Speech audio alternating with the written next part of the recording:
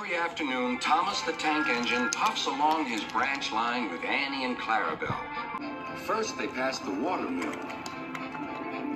Next, they come to a big farm. Then, they can see a bridge with a village nestled either side of it. This is a special place. Whenever children hear Thomas coming along, they stand on the bridge waving until he is out of sight.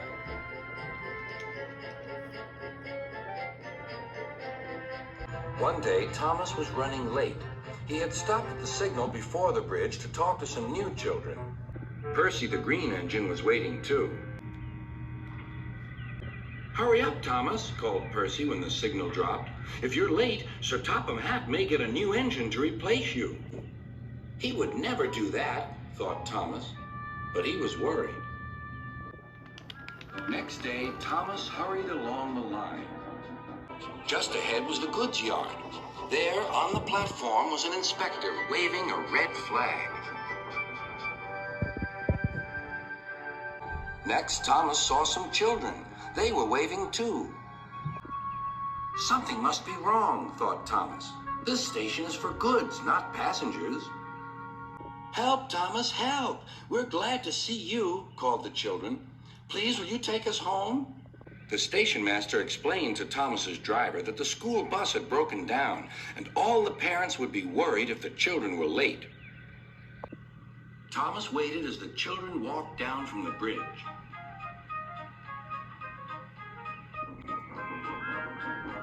Then he took the children to the next station where Bertie was waiting to take them home. When Thomas finished his journey, he was very late. He was worried that Sir Topham Hatt might be cross with him. "I warned Thomas," puffed Percy to James. "He's been late one time too many. He'll be in trouble now." But next morning, when Thomas picked up his passengers, Sir Topham Hatt was nowhere to be seen.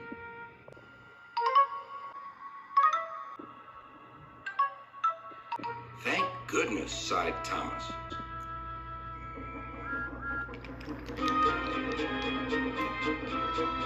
Thomas knows every part of his branch line.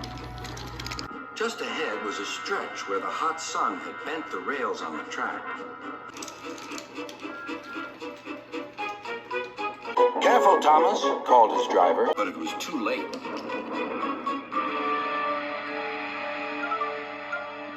"That's done it," said his driver. "We shan't get any further today." "But what about my passengers?" asked Thomas. "Don't worry, they'll be looked after," replied his driver. While workmen repaired the line, Thomas had to shunt freight cars in the yard. Bertie came to see him. "I understand you need my help again." "Yes, Bertie," replied Thomas sadly. "I can't run without my rails." Bertie set off to collect Thomas's passengers.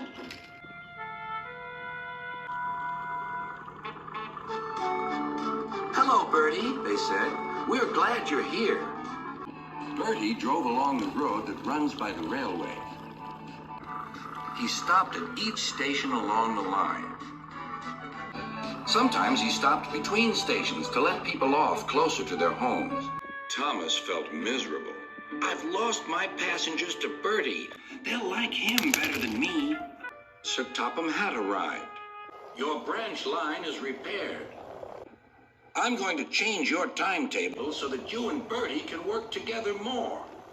When Thomas reached the station, there to his relief were all his passengers. "Bertie is a good bus, but we missed our train rides with you," they said. Later, Thomas spoke to Bertie. "Thank you for looking after my passengers." "That's all right, Thomas. I like to make new friends, but I'm glad to share them with you." "You're a good friend indeed," replied Thomas, "and always will be."